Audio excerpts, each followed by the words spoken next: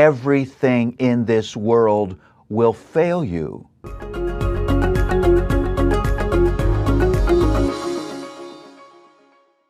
I love Ecclesiastes, and I think you should too. It's a reminder that you should run to again and again. I would subtitle Ecclesiastes The Search, because this is a dramatic book. It captures the drama of every human being's existence. We were made in the image of God, and one of the aspects of that is we're rational human beings. We're meaning makers. We want life to make sense to us. I say this a lot, and I mean it. Everyone is a theologian. Whether you're a baker or a painter or a mechanic or an accountant, you're a theologian. Everyone's a philosopher. Everyone's an archaeologist, and you'll dig through the mound of your existence to make sense out of life. That's why a little child will ask 200 why questions in a row till their parents are ready to go crazy, because this child wants to understand his world. He wants to know why things are the way they are.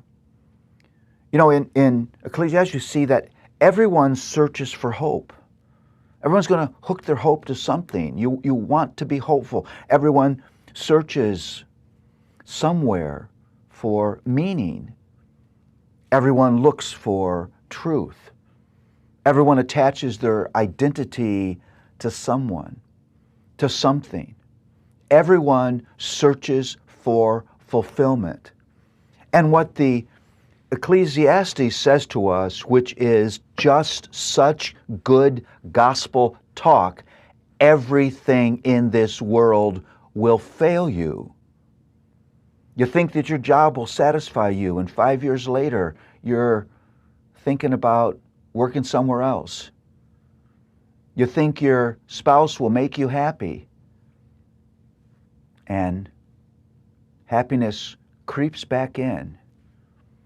You think that money will satisfy your problem, but it won't.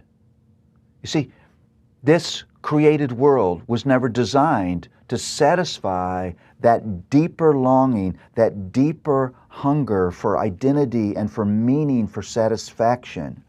All the success in the world doesn't do that. It's always amazing to me, sad at the deepest level, when we're confronted in the news with some ultimately successful person who has committed suicide.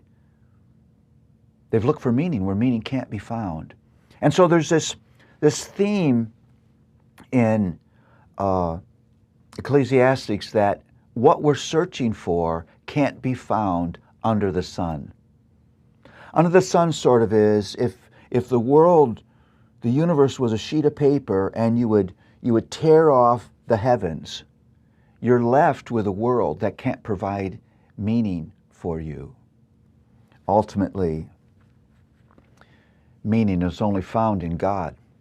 We were made for Him, and our hearts will only ever be satisfied, and our minds will only rest in union with Him. And so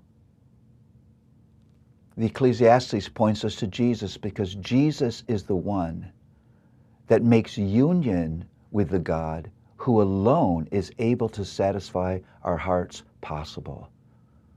Because sin separates me from this one. Sin causes me to look elsewhere for meaning and hope. Sin makes me think that I can be and do what I cannot be and cannot do on my own. Sin causes me to worship at the foot of things that I was never meant to worship. It's only Jesus who can rescue me and unite me with the one who will bring peace to my heart, satisfaction to my soul, who will give me hope that circumstances can't take away, meaning that success cannot buy. No philosophy, no thought, no human action can do what God can do for my heart. And Jesus makes relationship with this one possible.